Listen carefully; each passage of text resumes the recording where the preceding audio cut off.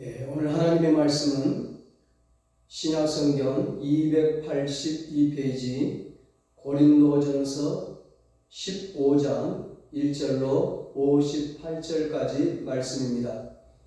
본문을 한번 읽고 말씀을 들으시면 감사하겠습니다. 오늘은 부활절입니다.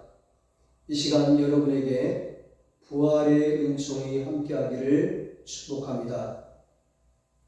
오늘은 부활신앙의 축복을 누립시다, 이런 제목으로 함께 은혜를 나누겠습니다. 예수님께서는 십자가에 못 박히시던 금요일 오후 3시쯤 운명하셨습니다. 그날 오후 6시부터는 안식일이 시작되는 날이었습니다. 그러니까 예수님이 운명하시고 안식일이 시작될 때까지 불과 3시간 정도의 여유밖에는 없는 것입니다. 안식일을 지키기 위해서는 서둘러 시신을 장례해야 했기 때문에 시간적으로 굉장히 촉박했습니다. 안식일에는 어떤 일도 해서는 안 되거든요. 이스라엘 유대 나라도 시신을 매장하는 풍습이 있어서 가난하고 보통 사람인 경우에는 그냥 땅을 파서 묻어버리면 끝납니다. 하지만 예수님을 존경하던 부자 아리마대 요셉은 자기를 위해 파놓았던 동굴 무덤을 주님께 바쳤습니다. 당시 부자들은 동굴에 무덤을 만들고 거기에다가 선반을 달아서 시체를 안치했습니다. 마침 아리마대 사람 부자 요셉이 예수님의 시신을 자기 무덤에 장사하기를 원하여 급히 장례 절차를 받고 준비를 할 때였습니다. 그런데 니고데모라는 경건한 사람이 찾아와 마치 왕이 세상을 떠났을 때 대우하듯이 많은 향료를 가지고 와서 예수님의 시신에 발랐습니다. 그리고 깨끗한 수의로 싸서 정중하게 예수님의 시신을 무덤에 장례 지냈습니다. 이 일에 여인들이 와서 함께 거들었습니다. 그리고는 10명이 넘는 장정들이 매달려야 겨우 굴릴 수 있는 큰 돌로 동굴 무덤 입구를 막았습니다. 이렇게 해서 급하게 장례를 끝냈습니다.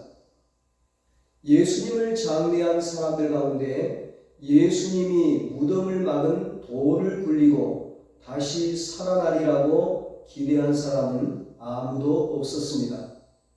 그런 믿음을 가진 사람은 남자건 여자건 한 사람도 없었습니다. 장례와 함께 예수님의 시대는 끝이 났고 예수님의 생애도 종말을 보였다고 생각했습니다. 그런데 사흘이 되는 날 아침 하나님께서 예수님을 살리셨습니다. 죽음 가운데서 예수님을 일으키셨습니다. 하나님의 영이신 성령께서 예수님을 죽은 자 가운데서 부활하게 하셨습니다. 새벽에 무덤을 찾았던 여인들이 천사들을 통해 이 사실을 먼저 확인했습니다. 그리고는 무덤 안으로 들어가서 예수님이 실제로 무덤에 없는 것을 보았습니다. 그들은 달려가서 제자들에게 이 소식을 알렸습니다. 그러자 제자들 가운데 몇 사람이 무덤으로 급히 와서 무덤 속을 들여다보았습니다. 시체는 온데간데 없고 비어있는 무덤뿐이었습니다. 예수님의 시신을 쌌던 수의만이 고스란히 누웠던 자리에 있었습니다. 더 이상 예수님께서 부활하셨다는 사실을 믿지 않을 수 없었습니다. 예수님께서는 제자들 중 몇 사람에게 친히 나타나셔서 자기가 부활하신 것을 실제로 확인시켜 주셨고 여인들 중 몇 사람에게도 나타나셔서 자신의 부활이 사실임을 알려주었습니다. 그로부터 3년이 지나고 나서 부활하신 예수님께서는 자신을 핍박하는 사울이라는 청년을 만나주셨습니다. 예수 믿는 사람 잡으려고 다메섹으로 가던 중에 길에서 부활의 주님이 사울을 만나주신 것입니다. 사울아, 사울아, 내가 어찌하여 나를 핍박하느냐? 주여, 니시오니까? 나는 내가 핍박하는 예수라. 부활의 주님을 만난 사울은 이제 다시 태어나게 되었습니다. 그래서 이름을 바울로 바꾸었습니다. 사울은 가장 큰 자라는 뜻이고 바울은 가장 작은 자라는 뜻입니다. 예수님 만나기 전에는 자기가 최고인 줄 알고 교만했는데 예수님 만난 후에는 자신이 죄인인 것을 알고 겸손해진 것입니다. 그렇게 바울은 다메섹 도상에서 예수님이 부활하시고 살아계신 것을 자신의 눈으로 직접 보았습니다. 그리고 나서 20여 년이 지나고 난 후 지금 이 고린도전서를 쓰고 있는 것입니다.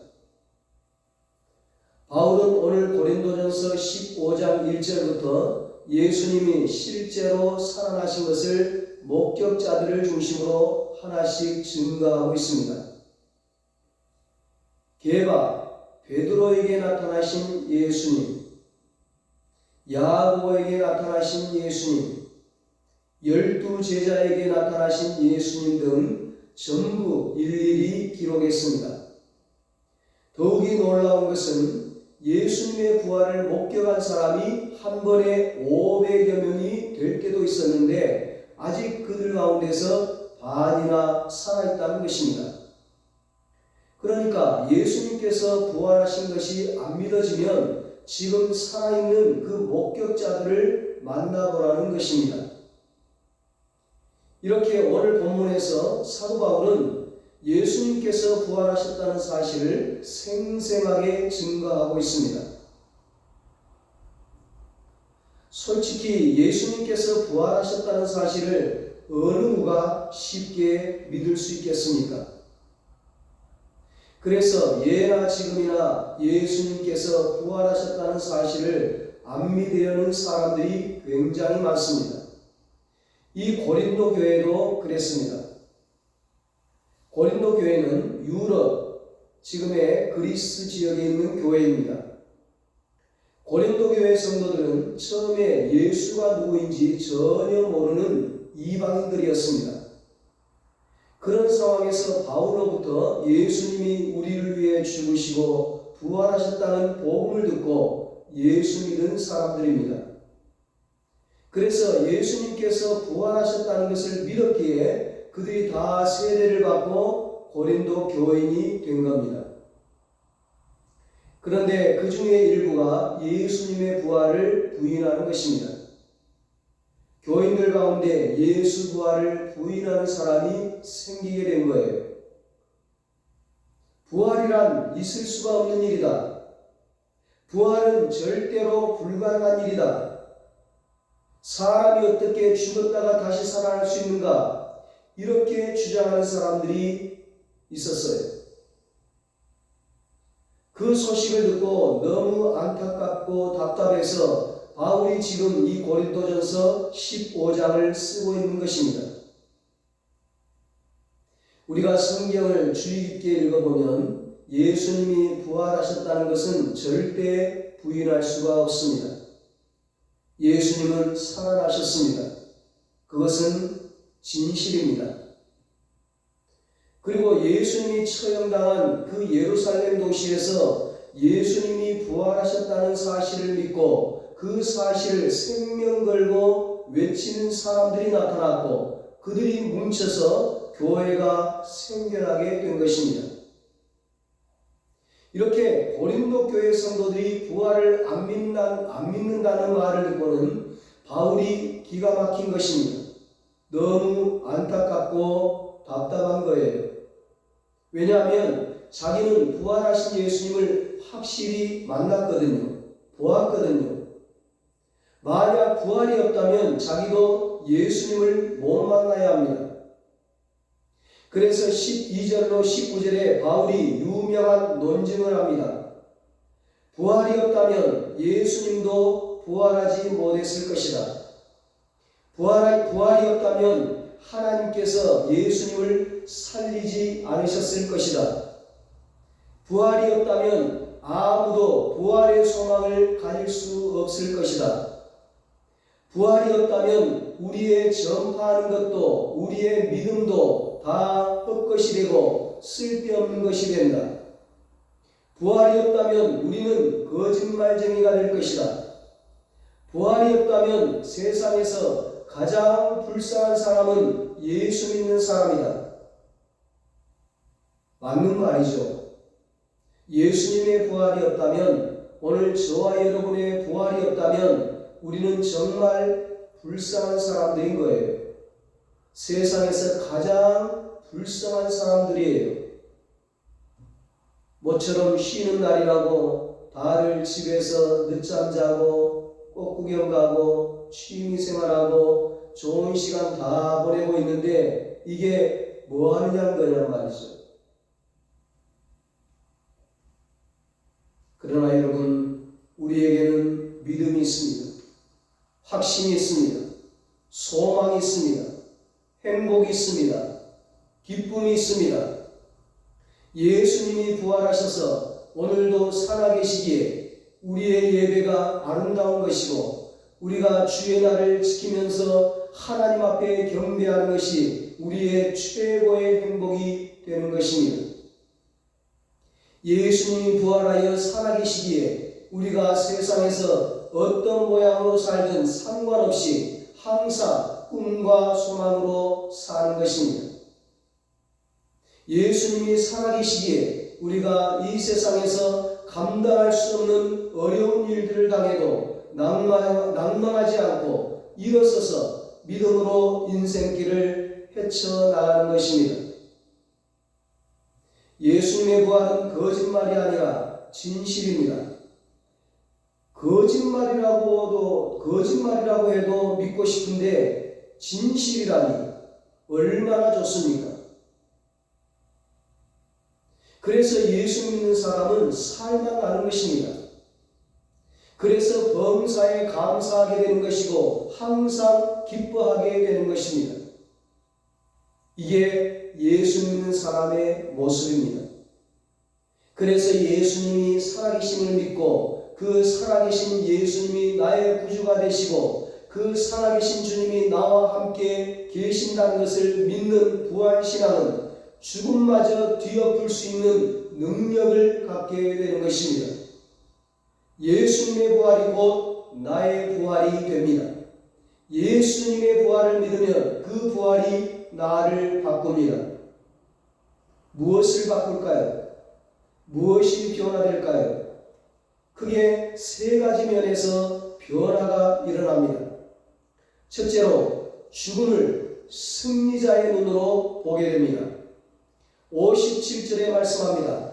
우리 주 예수 그리스도로 말미암아 우리에게 승리를 주시는 하나님께 감사하노니. 여기에서 승리를 주신다는 말은 죽음에 대한 승리입니다.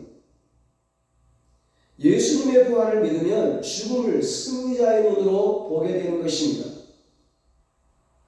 우리는 어떤 면에서 죽기 위해 태어난 사람들입니다.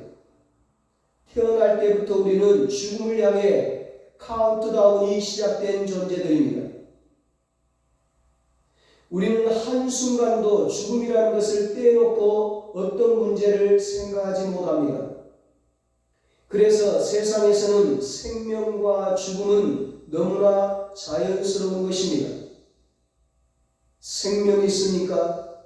죽음이 있습니다. 태어났습니까? 죽습니다.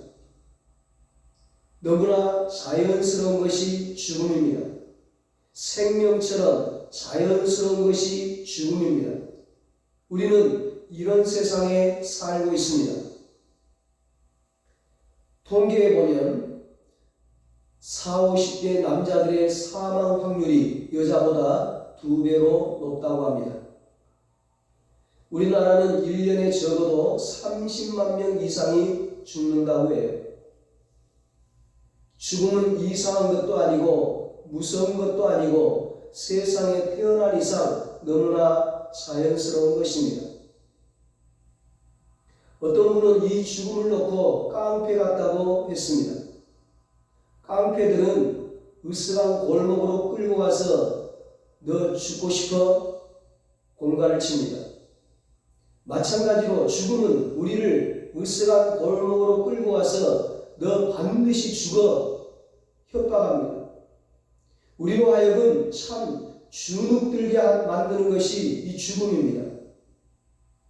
그래서 이 죽음이 우리에게 너도 죽어, 너도 죽고 싶어 하는 이 죽음의 공갈이 사실이 아니기를 증명하고자 얼마나 나름대로 애를 씁니까? 몸에 좋다는 음식도 먹고 열심히 운동도 하면서 애를 씁니다. 운동을 하고 몸 관리를 잘하면 90세에 죽을 사람이 100세에 죽을 수도 있을 겁니다. 하지만 죽음을 조금 미룰 수는 있어도 그 죽음에서 벗어나지는 못합니다. 결국은 죽음이 젊은 시절의 기쁨도 앗아가고 노년의 평화도 훔쳐갑니다. 누가 죽음의 협박과 공포에서 우리를 건져낼 수 있습니까? 바로 예수 그리스도이십니다. 죽음을 이기신 예수 그리스도, 부활하신 예수 그리스도, 그분만이 우리를 죽음의 공포에서 벗어나게 하시고 죽음 앞에서 떨지 않게 하시고 죽음을 정복하게 만드십니다. 그래서 이사야 25장 8절에는 예수 그리스도가 오시면 사망을 영원히 멸하실 것이라고 예언합니다. 그리고 오늘 고린도전서 15장 22절을 보면 아담 안에서 모든 사람이 죽은 것 같이 그리스도 안에서 모든 사람이 삶을 얻으리라고 했습니다. 26절로 넘어가면 맨 나중에 멸망받을 원수는 사망이라고 말씀합니다. 예수님이 마지막으로 처리할 원수는 사망입니다. 예수님이 죽음을 이기셨기 때문에 죽음을 정복합니다. 그러므로 예수 안에 있는 자에게 결코 죽음 앞에서의 항복은 있을 수 없습니다. 우리 주님이 죽음으로부터 우리를 구원하셨습니다. 그러므로 우리는 죽음을 패배자의 눈으로 보지 않습니다. 우리는 승리자의 눈으로 죽음을 대합니다. 뿐만 아니라 우리가 죽음을 이기는 것으로 끝나지 않습니다. 우리는 예수 그리스도처럼 신령한 몸을 입게 되어 있습니다. 육신의 몸을 입는 대신 영의 몸을 입게 되고 썩을 몸 대신 썩지 아니할 몸을 입게 되고 욕된 몸 대신 영광스러운 몸을 입게 되고 약한 몸 대신 강한 몸을 입게 됩니다. 그리하여 주님처럼 영원히 영광스러운 몸을 가지고 천국에서 영원토록 살게 된 것입니다.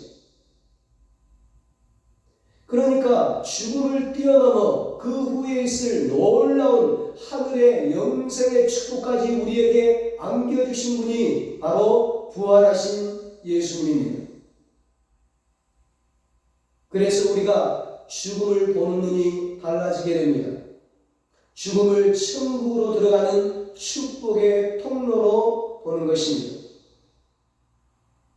그러므로 우리는 소망의 눈으로 죽음을 맞이해야 합니다. 죽음을 보는 우리의 시각은 패배자의 시각이 아니라 승리자의 시각입니다. 그러므로 예수 믿는 사람은 담대합니다. 죽음 앞에서도 담대합니다. 어떤 목사님이 노안으로 돌아가시는데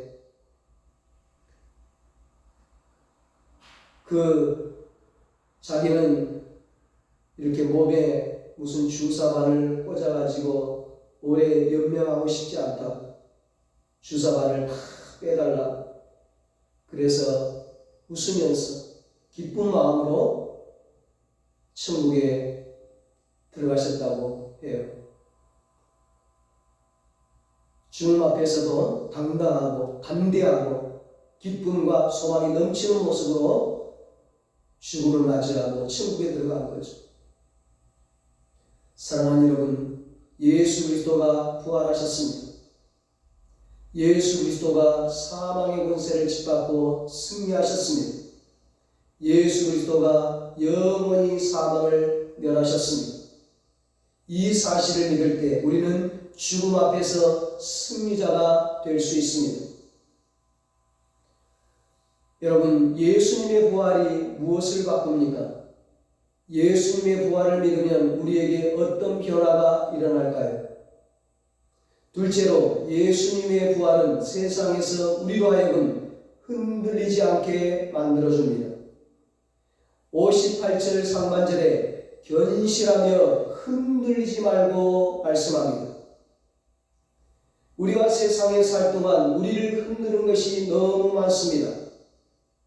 우리가 굉장히 믿음이 좋은 것 같아 보여도 어떤 때는 시진이 흔들리듯이 흔들릴 때가 있습니다. 왜냐하면 세상이 너무나 악하고 더럽고 예기치 않는 일들이 많이 일어나고 앞날을 생각하면 불안하기 짝이 없기 때문입니다. 이런 것들이 우리의 존재의 근거를 흔드는 경우가 많습니다. 그런데 오늘 말씀을 보면 흔들리지 말라고 합니다. 그 이유가 무엇입니까? 부활하신 예수님은 하나님으로부터 권세를 받으셨습니다. 하늘과 땅에 있는 모든 권세를 위임받으셨습니다. 부활하신 예수 그리스도는 모든 이름 위에 뛰어난 이름이 되셔서 하늘에 있는 자들과 땅에 있는 자들과 땅 아래에 있는 모든 자들이 그분 앞에 무릎 꿇고 경배하며 주님이라고 고백하게 만들었습니다. 하나님이 온 우주 만물을 통치할 왕권을 예수 그리스도에게 주셨습니다. 그러므로 예수님은 제일 높으신 분입니다. 어린아이들 말로 하면 제일 힘이 센 분이고 제일 강하신 분입니다. 이분이 부활하신 주님이십니다. 이분이 부활하신 후 우리에게 약속하셨습니다. 볼지어다 내가 세상 끝날까지 너희와 항상 함께 있으리라. 항상 우리와 함께 동행한다고 약속하셨습니다. 그러므로 우리는 혼자가 아닙니다. 부활하신 주님, 하늘과 땅의 권세를 가지신 그분과 같이 인생을 사는 것입니다. 그러므로 그분을 의지하고 흔들리면 안 됩니다. 부활의 주님을 믿는 사람은 흔들리지 않습니다. 우리의 믿음이 강하면 강할수록 흔들리지 않습니다. 반드시 승리하는 것입니다. 여러분, 예수님의 부활이 무엇을 바꿉니까? 예수님의 부활을 믿으면 우리에게 어떤 변화가 일어날까요? 마지막 세 번째로, 예수님의 부활을 믿는 부활신앙은 우리로 하여금 주의 일에 힘쓰게 만듭니다. 58절입니다. 그러므로 내 사랑하는 형제들아, 견실하며 흔들리지 말고 항상 주의 일에 더욱 힘쓰는 자들이 되라. 이는 너희 수고가 주 안에서 헛되지 않은 줄 알미라. 아멘. 예수님이 부활하셔서 만왕의 왕이 되시는 것을 믿는 사람은 이 세상에 살 동안 주님이 기뻐하시는 일을 하고 싶어 합니다. 주의 일이란 예수님이 기뻐하시는 일을 말합니다. 부활하신 주님이 기뻐하시는 일을 우리는 주의 일이라고 말합니다. 주님의 부활을 믿는 사람은, 주님의 부활로 구원을 얻은 사람은, 주님의 부활로 부활을 약속받은 사람은 이왕 한번 세상을 살 바에는 나를 구원해 주신 부활의 주님을 좀 더 기쁘시게 하는 일을 하고 싶다는 마음이 생기는 것은 자연스러운 것입니다. 우리 예수 믿는 사람은 평범한 일상생활도 주님이 기뻐하시는 일로 바꿀 수가 있습니다. 왜냐하면 우리는 하나님의 거룩한 제사장이기 때문입니다. 아내들이 집안에서 청소하고 자녀 키우고 남편 뒷바라지 등 집에서 하는 일들이 얼마나 많습니까? 그런 일들도 주님을 기쁘시게 하는 주의 일로 바꿀 수 있습니다. 이 모든 일도 주님께서 나를 구원해 주셔서 하나님의 자녀로 삼아주셨기 때문에 하는 것입니다. 주님, 오늘도 저는 주님을 위해서 삽니다. 주님 사랑합니다. 주님 영광 위에 살고 싶습니다. 우리 가정도 주님을 위해서 존재하고 싶습니다. 이런 기도와 함께 모든 일을 하면 그 모든 일이 주의 일이 되는 것입니다. 직장에 나가서 아침부터 상사의 눈치를 봐가면서 하루 종일 견디는 것도 보통 스트레스가 아닐 것입니다. 그러나 그것 모두가 주님의 일이 될 수 있습니다. 주님, 내가 여기 와서 이렇게 하는 것이 죽지 못해서 하는 것이 아닙니다. 다 주님을 위해서 직장 생활하는 겁니다. 여기서 벌어서 11조도 하고 헌금도 하지 않습니까? 여기서 벌어서 내 자식들도 키우고요. 다 주의 일입니다. 주님 도와주세요.